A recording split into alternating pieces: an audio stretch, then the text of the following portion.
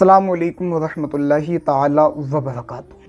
कुछ लोगों के यहाँ पर मसाजिद वगैरह नहीं हुआ करती हैं, तो मस्जिदों की वजह से वो नमाज तरावी जो हैं अपने घर पर ही अदा कर लिया करते हैं।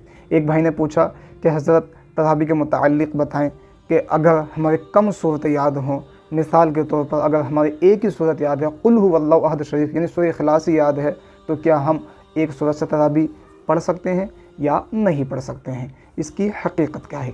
मुहतरम सामईन, बहुत अच्छा ये सवाल पूछा है।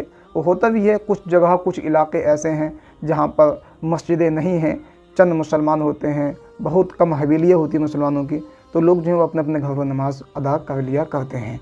अज़ीज़ान मिल्लत इस्लामिया, तरावी के मुताल्लिक़ आप ये समझ लें, अगर आप तरावी पढ़ना चाहते हैं अकेले तन्हाई में अलम तरह से, तो आप इस तरह से पढ़ें। अगर आपके 10 सूरतें याद हैं तो आप अलम तरह से पढ़ना शुरू करें। पहली रकात में अलम तरह पढ़ें, दूसरी रकात में आप सूरह कुरैश पढ़ें। इसी तरह से आप दो रकात करके दो सूरतों को मिला लें।